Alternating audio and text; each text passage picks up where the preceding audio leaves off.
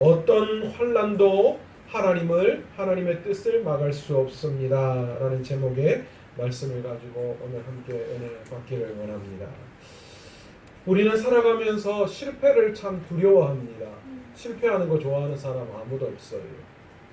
또 힘들고 어려운 그런 것은 될 수 있는 대로 경험하고 싶지 않은 것이 사실입니다.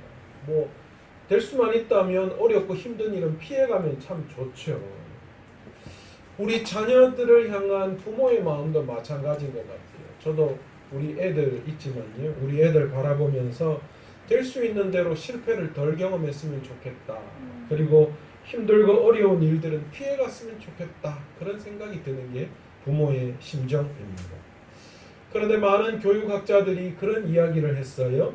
실패를 두려워하지 않는 아이로 만드는 것이 성공을 할 수 있는 아이로 길러내는 것이다.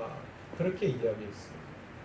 그러니까 무언가를 도전하는 것에 있어서 그것을 두려워하지 않는 아이를 만드는 것. 그래서 어떤 일이든지 열심히 도전할 수 있도록 그런 아이로 만드는 것이 우리가 정말 성공할 수 있는 아이를 만드는 길이다라는 거예요. 또 힘들고 어려운 일도 마찬가지예요. 어떤 아이가 힘들고 어려운 일을 하나도 경험하지 못했다면 그의 인생은 단단하게 굳어지지 않을 거예요. 작은 힘들고 어려운 일이 닥쳤을 때에 그만 그것에 대해서 부담을 가지고 쓰러지고 넘어질 수밖에 없는 거죠. 요즘 그런 자녀들 많이 보잖아요. 부모가 워낙 앞서서 다 해주니까 할 수가 없는 거예요. 그래서 작은 일에도 그만 넘어지고 포기하고 그렇게 인생을 허비하는 그런 자녀들을 볼 때가 참 많이 있습니다. 실패를 무서워하면 어떤 일이든지 도전하기를 무서워하는 아이가 될 수밖에 없습니다. 그리고 그렇게 된다면 성공을 이룰 수도 없죠. 힘들고 어려운 일들을 경험하지 못한다면 아주 작은 어려움에서도 그만 포기하고 좌절하고 맙니다. 미국의 실패를 두려워하지 않은 한 남자의 성공 이야기가 있습니다. 그는 9살 때 정신적으로 그리고 또 영적인 지주였던 어머니를 그만 잃고 말았습니다. 젊어서 정치인의 꿈을 키우다가 23세 때에 주의회에 진출하려고 했는데 그만 실패하고 말았습니다. 29세 때에는 주의회 대변인 선거에 나섰는데 그 선거에서도 패배하고 말았고요. 34세 때에는 하원 의원 선거에 낙방하고 말았습니다. 39세 때 또다시 도전했으나 하원 의원 선거에 실패했고 45세에는 상원의원 선거에 선거에 도전했는데 낙선하고 말았습니다. 47세 때에는 부통령 후보에 지명했는데 그것도 실패하고 말았어요. 49세에 다시 상원의원에 도전했는데 그것도 낙선됐어요. 그런데 놀라운 것은 그러다가 마침내 51세에 놀랍게도 그가 미국의 대통령으로 당선됐습니다. 이 사람이 누구냐? 미국인이 가장 자랑하는 대통령, 가장 위대하다라고 존경하는 대통령으로 손꼽히는 아브라함 링컨 대통령입니다. 사실 링컨은 성공보다는 실패를 훨씬 더 많이 한 사람입니다. 그런데 놀랍게도 링컨은 실패를 거울 삼아, 실패를 디딤돌 삼아서 다시 성공을 이루어낸 그런 위대한 성공의 사람입니다. 특별히 링컨은 어머니의 이 신앙의 영향을 굉장히 많이 받았습니다. 그의 어머니는 어려서부터 성경을 읽는 것에 대해서 굉장히 중요하게 생각했고 또 믿음의 중요성을 링컨에게 굉장히 강조했던 사람입니다. 특별히 이 아브라함 링컨은요, 하나님으로부터 가라라는 그 말씀을 들을 때까지 참고 기다리는 훈련을 너무나도 열심히 잘 감당했던 사람입니다. 여러분, 그렇습니다. 인생을 살아가면서 우리의 재능과 노력 사실 필요해요. 무시할 수 없는 것 같아요. 그러나 우리가 가지고 있는 재능과 노력보다도 더 중요한 것이 하나 있다라는 것은 우리는 깨달을 수밖에 없습니다. 그게 뭡니까? 무엇보다도 우리 그리스도인들에게 중요한 것, 바로 하나님의 말씀, 그것이 더 중요하다라는 거예요. 아멘, 아멘. 내 재능과 내 능력보다도 하나님의 말씀이 더 중요해요. 이걸 깨달았기 때문에 저와 여러분이 이 자리에 앉아 있는 거잖아요. 내 재능, 내 노력, 그것도 중요하지만 내 인생 가운데, 내 삶 가운데 하나님의 말씀대로 순종하면서 살아가는 것, 하나님이 가라실 때 가고 하나님이 멈춰라고 이야기하실 때 멈출 수 있는 순종의 신앙, 그것이 바로 우리의 삶에서 놀라운 일을 일으킨다. 아멘. 하나님께서는 아브라함에게 본토 친척 아버지의 집을 떠나 내가 내게 지시할 땅으로 가라, 그렇게 말씀하셨어요. 그 말씀, 하나님이 가라는 말씀대로 아브라함이 순종했더니만 하나님께서는 아브라함과 함께 해주셨고 아멘. 결국은 가나안 땅에 안전하게 도착할 수 있도록 그 길을 인도해 주셨으며 또 열방의 아버지라는 이름을 가질 수 있도록 그 길을 인도해 주셨습니다. 뿐만 아닙니다. 여러분, 두려워 떠는 여호수아에게 하나님이 어떻게 말씀하셨어요? 모세가 죽고 여호수아가 이제 이스라엘 백성을 이끌어야 할 그때에 여호수아는 여전히 연약하고 부족한 자였습니다. 그래서 두려워 떨 때에 하나님께서 이 여호수아에게 나타나셔서 두려워 말고 약속의 땅으로 가라. 네가 모세처럼 하나님의 말씀에 순종하고 나아갈 때 내가 너와 함께 하겠다. 아멘. 그렇게 말씀하셨어요. 아멘, 아멘. 이 여호수아는 그 말에 힘을 입어서 가나안 땅을 하나하나 차지할 수 있게 되었던 것입니다. 그리고 이웃 나라들에게 두려움의 대상이 되었던 거예요. 여러분, 신약시대에 와서 바울은 어떻습니까? 이방의 복음을 전하기 위하여 택한 나의 그릇이다. 아멘. 그렇게 바울을 세우셨어요. 네. 이방의 사도로 그렇게 해서 이 바울에게 가라 말씀하셨어요. 놀랍게도 이 바울이 그 말씀에 붙들린 바 되어서 하나님의 말씀대로 순종하여 나아갈 때에 놀랍게 그때마다 하나님의 기적 같은 일들이 일어나고 소아시아와 로마와 땅끝까지 이르러 복음이 증거되어지는 놀라운 사역에 귀한 바울을 하나님이 사용하셨다는 거예요. 여러분, 사도행전을 가만히 보시면요, 놀라운 기록이 숨겨져 있어요. 바울도 자신의 재능과 능력이 뛰어난 사람이어서 전도를 할 때에 때로는 자신의 재능과 능력으로 할 때도 있었어요. 그러나 그때마다 하나님께서 복음을 막으시고 그 길이 막히는 것을 경험할 수밖에 없었죠.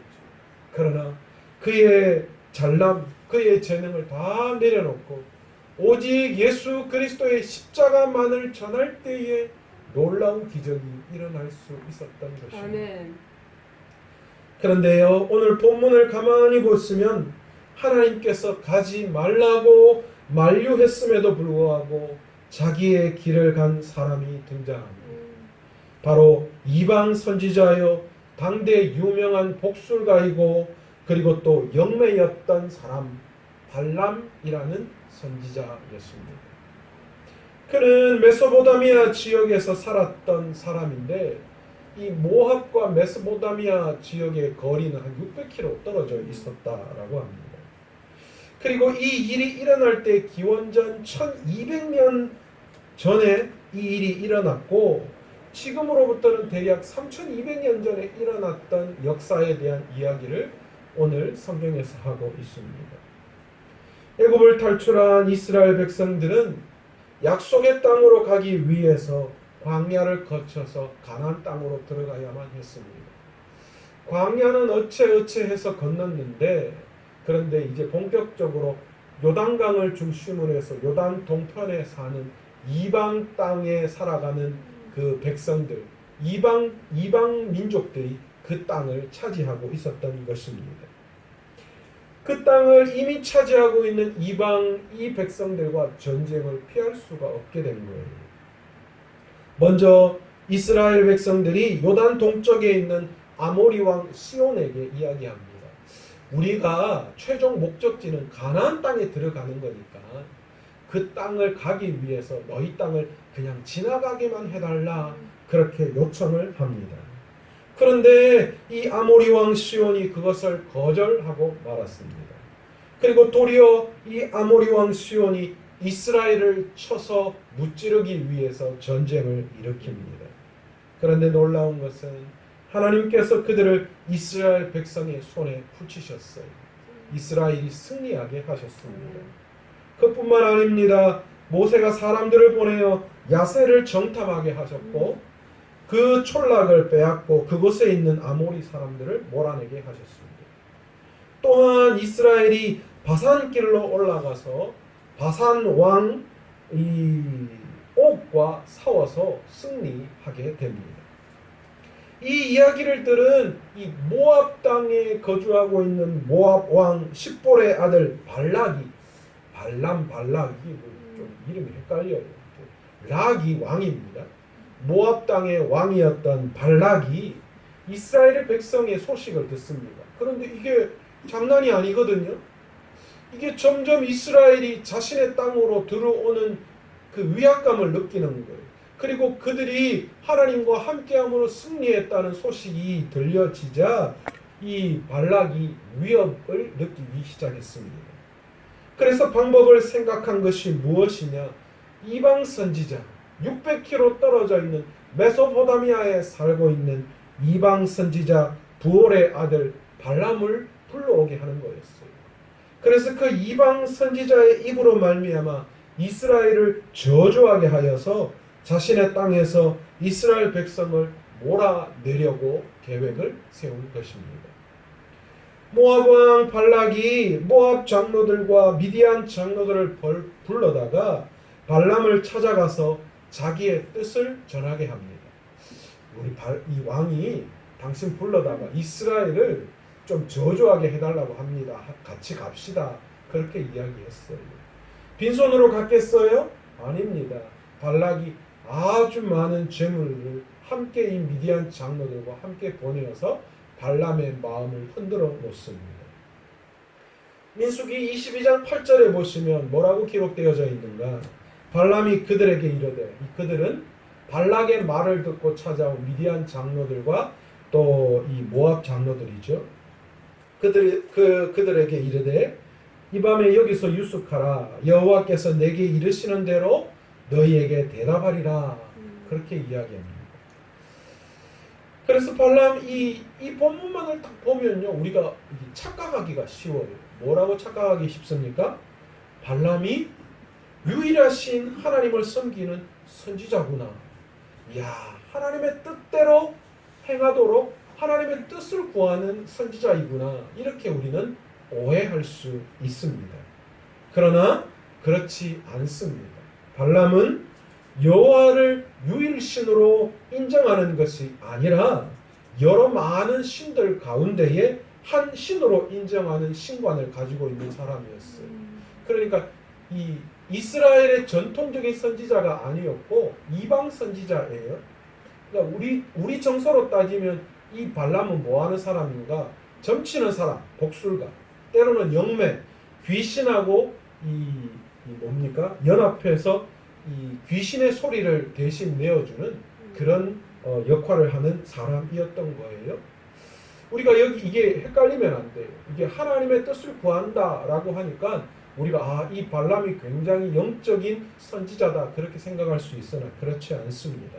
그냥 이 발람은 하나님을 통하여서 영매이기 때문에 하나님이 그에게 임하셨을 때에 그 말을 할 수 있는 그런 사람에 불과했던 거예요. 그런 발람에게 하나님께서 임하셨어요. 그래서 뭐라고 이야기합니까? 가지 말라 그렇게 명령합니다. 민수기 22장 12절에 보시면 하나님이 발람에게 이르시되 너는 그들과 함께 가지도 말고 그 백성을 저주하지도 말라. 그들은 복을 받은 자들이니라. 하나님이 분명하게 발람에게 이야기합니다. 이방 선지자의 입을 통하여서, 무당의 입을 통하여서 뭐라고 이야기합니까? 이스라엘 백성은 내 백성이다. 복받은 백성들이다. 그러니까 너 가서 쓸데없이 그들을 저주하려고 생각하지 말라. 그렇게 하나님께서 말씀해 주신 거예요. 외형적으로 볼 때 발람은 하나님의 명령만 따르겠다라는 신앙적인 모습을 보이는 것 같습니다. 그렇죠? 우리가 앞에 뭐라고 이야기했습니까? 발람이 미디안 장로들, 모압 장로들에게 뭐라고 이야기합니까? 여호와께서 내게 이르시는 대로, 여호와께서 내게 말씀하시는 대로 내가 말하겠다. 그렇게 이야기하는 것을 볼 때 외형적으로는 하나님을 내세우는 것처럼 보이지만 실제로 이 발람은 자신의 이익에 따라서 행동하는 자였습니다. 그래서 결국 발람은 모압 왕 발락의 두 차례의 초청에 물질의 눈이 어두워졌고, 그래서 어떻게 합니까? 하나님의 말씀을 거절하고 이스라엘 백성을 저주하기 위해서 모압 왕 발락에게로 발걸음을 옮기게 됩니다. 이렇게 발락에게 가는 도중에 우리가 잘 알고 있는 나귀 사건이 일어나지요. 나귀가 말하여 발람을 책망하는 그런 사건이 일어납니다. 나귀도 아는 영적인 상황을 어리석게도 이방 선지자였던 영매요, 무당이라고 점치는 자라고 이야기하는 발람이 전혀 몰랐던 거예요. 그만큼 발람이 영적으로 얼마나 둔한지를 우리에게 분명하게 보여주고 있습니다. 모압 땅에 도착한 발람은 모압 왕 발락에게 제단을 쌓을 것을 요구했습니다. 민수기 23장 1절에 보시면 나를 위하여 여기 제단 7을 쌓고 거기 수송아지 7마리와 수양 7마리를 준비하소서. 그렇게 발람이 발락에게 요구합니다. 제단을 무려 7개를 쌓고 수송아지 7과 수양 7호급을 준비했다라는 것으로 볼 때에 오늘날로 이야기하면 아마 최고의 성대하고 최고의 제사를 준비했다, 그렇게 볼 수 있습니다. 그런데 발람은 뭡니까? 복술가, 무당, 점치는 자이고 영매였습니다.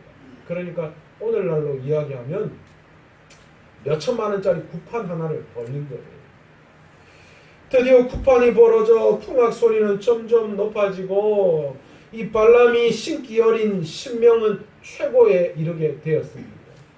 그래서 드디어 발람의 입이 열려서 하나님의 말씀을 증거하는 것처럼 보였습니다. 그런데 놀라운 일이 일어납니다. 그의 입에서 나오는 말이 무엇인가? 그의 입에서 저주의 말이 나와야 하는데 민수기 23장 7절과 8절에 보시면 첫 번째 이 성대한 이 구판에서 발람이 뭐라고 예언을 하는가? 발람이 예언을 전하여 말하되 발락이 나를 아람에서 모압 왕이 동쪽 산에서 데려다가 이르기를 와서 나를 위하여 야곱을 저주하라. 와서 이스라엘을 꾸짖으라 하도다. 하나님이 저주하지 않으신 자를 내가 어찌 저주하며 여호와께서 꾸짖지 않으신 자를 내가 어찌 꾸짖으랴.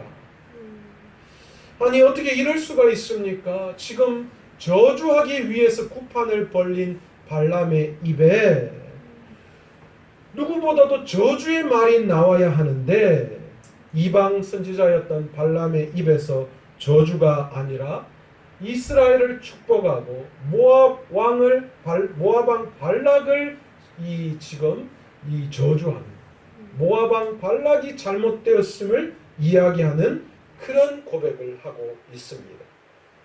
자신의 생각과 상관없이 발람의 입에서 이스라엘을 저주하는 대신 축복의 말이 쏟아지고 있는 거예요. 이를 입을 틀어막아도 소용이 없었습니다. 분에 넘치는 녹을 받았기 때문에 저주를 선포하려고 마음 먹었지만, 그러나 발람의 입에서는 그가 말하고 있는, 그가 생각하고 있는 말과는 전혀 다른 말, 그 말이 이야기되고 있는 거예요. 사실 발람은 고향의 길을 떠날 때에 신기한 나귀 사건을 경험했습니다. 타고 가던 나귀가 칼을 들고 서 있는 하나님의 사자를 보고는 길에서 벗어나 밭으로 도망가 버렸지요. 또 포도원 사이의 좁은 길가에서는 몸을 담벼락에 대고 짓누르는 바람에 발람이 노하여 나귀에게 채찍을 가합니다. 왜 나귀가 좁은 담벼락에서 발람의 다리를 짓눌렀습니까? 그 끝에 여호와의 사자가 칼을 들고 서 있었기 때문이죠. 이때 나귀의 입을 열어서 이야기를 합니다. 여호와께서 나귀 입을 여시니 발람에게 이르되 내가 당신에게 무엇을 하였기에 나를 이같이 3번 때리느냐. 하나님께서 나귀의 입을 여셨어요. 그래서 한마디로 하면 내 왜 때려요? 그렇게 이야기합니다. 내가 당신에게 잘못한 적이 있습니까? 내가 그렇게 할 때는 이유가 있는데 내 눈에는 보이는데 네 눈에는 안 보이냐 이 말이에요. 하나님은 나귀의 입을 열어 가서는 안 될 길을 떠나는 발람 이방 선지자를 책망하며 부끄럽게 하셨던 것입니다. 그는 나귀에게 책망받은 이방 선지자였습니다. 그 하나님이 이번에는 발람 선지자의 입을 열게 하시더니 자신의 생각과는 상관없이 저주가 변하여 축복이 되게끔 선포하게 하셨습니다. 하나님이 입을 열게 하시면 누구도 그 입을 막을 수 없습니다. 나귀의 입도 여시고 무당의 입도 열어서 하나님의 메시지를 선포하게 하시는 분, 저주가 변하여서 축복의 말이 되게 하시는 분, 그분이 바로 하나님이십니다. 아멘. 영문을 알지 못한 모압 왕 발락은 화가 아주 머리끝까지 치밀었습니다. 그래서 민수기 23장 11절에 이렇게 소리치죠. 그대가 어찌 내게 이같이 행하느냐. 나의 원수를 저주하라고 그대를 데려왔거늘 그대가 오히려 축복하였도다. 첫 번째 구판은 이렇게 구판이 개판이 되었습니다. 발락 왕은 발람을 비스가 산으로 다시 데리고 올라갑니다. 비스가 산은 그 일대에서 알아주는 최고의 명당 자리였습니다. 그곳에서 이 두 번째 성대한 구판을 벌였습니다. 그런데 그 구판도 소용이 없었습니다. 또다시 발람의 입에서는 이스라엘을 향한 저주가 아니라 축복이 쏟아져 나왔기 때문입니다. 민수기 23장 23절에 야곱을 해할 점술이 없고 이스라엘을 해할 복술이 없도다. 이때 야곱과 이스라엘에 대하여 논할진대 하나님께서 행하신 일이 어찌 그리 크나 하리로다. 당대 최고의 무당이여 점술가가 하는 말이 하나님의 백성을 해할 점술이 없고 이스라엘을 해칠 복술이 없다. 그렇게 이야기하는 거예요. 방법이 없다는 거예요. 감히 그 어떤 복술, 그 어떤 이 사교로도 하나님의 뜻을 거스릴 수 없다. 그렇게 이야기하는 거예요. 아무리 용하다 하는 주문도, 아무리 용하다 하는 부적도 하나님의 말씀 앞에서는 그 힘과 효력을 잃게 되는 것입니다. 무당이 아무리 용하다 할지라도 사단의 하수에 불과합니다. 그런데 얼마나 안타까운 일이 있어요. 강남에 이런 소문이 있대요. 강남 점집은 교회 권사들이 다 차지하고 있다고. 여러분, 무당의 말, 역술가의 말에 질질 끌려다닐 필요 없어요. 새해가 되면 뭐 토종 비결이다, 뭐 결혼하면 날 잡고, 뭐 무당이 점치는 그 부적 가지고 다니고, 여러분 그런 어리석음에 질질 끌려다니시지 않기를 원합니다. 왜 그렇습니까? 그들보다 하나님이 훨씬 높아요. 그들을 움직이는 사단이 하나님보다 하나님 앞에서 꼼짝을 못하잖아요. 화가 머리끝까지 난 발락 왕이 세 번째 구판을 다시 만듭니다. 이번에는 부월산이었습니다. 부월산 꼭대기에서 또다시 성대한 구판을 벌립니다. 이번에도 역시 구판은 난장판이 되고 말았습니다. 발람의 입에서 이런 예언이 선포된 거예요. 민수기 24장 오늘 5절 7절 말씀입니다. 야곱이여 내 장막들이 이스라엘이여 내 거처들이 어찌 그리 아름다운고 그 벌어짐이 골짜기 같고 강가의 동산 같으며 여호와께서 심으신 침향목들 같고 물가의 백향목 같도다. 그 물통에서는 물이 넘치겠고 그 씨는 맑은 물가에 있으리로다. 그의 왕이 아각보다 높으니 그의 나라가 흥왕하리로다. 놀라운 축복의 말씀이죠. 발람의 입에서 터져나오는 주체할 수 없는 이스라엘에 대한 축복의 말씀에 발락 왕은 이성을 잃고 말았습니다. 발락 왕의 계획은 완전히 실패로 끝나버리고 말았다는 것입니다. 이 성대한 구판으로 사실 하나님은 더욱더 정기해지셨고 이스라엘 백성을 향한 하나님의 지극한 사랑은 만천하에 선포되었던 것입니다. 발락 왕은 화를 참지 못하고 발람에게 떠나라고 소리쳤고 발람 선지자는 떠나면서 하나님을 찬양하는 노래를 불렀습니다. 그 찬양이 오늘 24장 17절의 말씀입니다. 한 별이 야곱에게서 나며 한 귀가 이스라엘에게서 일어나서 모압을 이쪽에서 저쪽까지 쳐서 무찌르고 또 셋의 자식들을 멸하리로다. 여러분, 한 별이 야곱의 후손에게서 나온다. 그렇게 발람이 예언했습니다. 이 별이 누구이십니까? 유대 땅 베들레헴 마구간에서 태어나신 예수 그리스도이십니다. 놀랍지 않습니까? 예수님이 태어나시기 1200년 전에 무당 발람의 입에서 메시아가 오심을 예언케 하셨습니다. 하나님의 백성을 저주하려고 당대 최고의 무당 발람을 초청하여 성대한 구판을 3번씩이나 벌였지만 결과는 하나님의 승리였고 택한 백성들의 축복의 기회가 되었습니다. 이스라엘 백성들이 홍해 앞에서 피할 곳이 없는 위기를 겪었을 때에도 결론은 무엇입니까? 이스라엘의 승리요 호산나 찬양이었습니다. 다니엘을 사자굴 속에 던져 넣었을 때에도 결론은 무엇입니까? 하나님의 백성이 사자굴에서 풀무불에서 뜯겨 죽거나 타 죽는 것이 아니라 하나님은 위대하신 분이시다라는 것을 드러내셨습니다. 아멘. 2년 전이죠. 중국 우한에서 우리가 생각지도 못한 엄청난 바이러스 하나가 나왔습니다. 그래서 전 세계를 어둠 속에 몰아넣었습니다. 이 바이러스는요, 독사의 독처럼 사람들의 일상을 서서히 마비시키고 말았습니다. 그뿐만 아니죠. 우리는 지난 2000년 동안 전쟁 중에서도 한 번도 예배를 멈춰 본 적이 없었는데, 그런데 이 코로나 바이러스 때문에 영상 예배가, 그리고 함께 모여서 예배할 수 없는, 또 함께 영적인 교제를 나눌 수 없는 안타까운 그런 현실을 맞이하게 되었습니다. 세상 사람들은 교회를 향해 돌팔매질하며 교회가 바이러스의 온상처럼 악담을 퍼붓고 있습니다.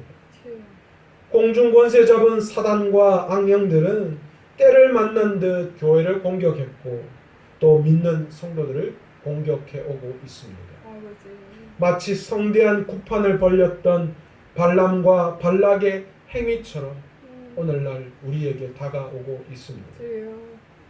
심지어 국회에서는 교회를 핍박하고 해산하려는 법을 만드는 것처럼 보이기도 합니다. 더 나아가서는 성도들의 신앙의 자유를 억압하는 법을 추진하는 것처럼 보이기도 합니다. 도대체 무슨 짓들을 하고 있는지 모르겠습니다. 기독교는 역사적으로 보호받으면서 성장한 적이 없습니다. 오히려 환난과 핍박 중에 그 진가가 드러내 보이는 것이 우리의 신앙이고 기독교 신앙이었습니다. 기독교가 국가와 사람들로부터 보호받을 때 사실 도리어 기독교는 더 부패하고 무너져 내렸습니다. 그런데 여러분, 우리가 하나 알아야 할 게 있습니다. 여러분, 아무리 밤이 어두워도 새벽에 솟아오르는 태양을 막을 길이 없습니다. 아멘. 어두움이 지나면 지날수록 새벽 태양 앞에 그 어두움은 더욱더 쉽사리 사라지고 마는 것처럼, 주여. 아무리 세상이 악해지고 바이러스가 창궐해도 여러분, 우리가 기억하고 알아야 할 것이 있습니다. 하나님을 막을 수 없습니다. 아멘. 악이 아무리 세상을 지배한다 하더라도 주여. 믿는 신앙을 결코 막을 수 없고, 아멘. 아멘. 우리들이 드리는 예배를 막을 수 없고, 아멘. 하나님을 향한 열정을 막을 수 없는 줄 주여. 믿습니다. 아멘. 아멘. 악의 세력이 강하면 강할수록 믿는 우리들은 더욱더 강하게 우리의 신앙을 세워갈 수 있는 것입니다. 아멘. 더욱더 우리의 믿음은 견고해질 것입니다. 아멘. 지금까지 환난과 핍박 중에도 신앙을 지켰던 성도들처럼 주여. 어둠 속에 빛을 밝히고 얼음을 뚫고 새싹이 나오듯 모진 고난 속에서도 찬란한 승리의 축배를 드는 그날을 바라보며 거룩한 승리자들이 다 되시는 저와 여러분 되시기를 간절히 축원합니다. 아멘. 아멘. 오늘 발람의 교훈을 본받기를 원합니다. 아버지. 아무리 물리적인 힘을 동원해도 하나님을 막을 수 없습니다. 아멘. 아니, 어떤 악한 생각을 가지고 국회에서 세상 속에서 그 어떤 것들을 만든다 하더라도 하나님은 그것들을 사용하시고 아멘. 그리고 그것들을 역전시키셔서 아멘. 분명히 우리를 또 하나님의 말씀을 승리케 인도하시는 분이신 줄 믿습니다. 아멘. 아멘. 환난과 핍박 중에 있는 우리 귀한 성도님들, 우리의 신앙이 증명됨을 다시 한번 깨닫고 그 환난과 핍박을 통하여 우리의 신앙이 증명되기에 오늘도 믿음으로 고난을 이기며 인내할 수 있는 거룩한 승리자들이 다 되시기를 간절히 축원합니다. 아멘. 오늘 이 시간 찬양 한 곡하고 기도의 자리로 나아가기를 원하는데요. 하나님은 우리의 피난처이십니다. 아멘. 하나님은 반드시 우리를 승리케 하시는 분이십니다. 아멘. 찬양하면서 기도의 자리로 나아가기를 원합니다.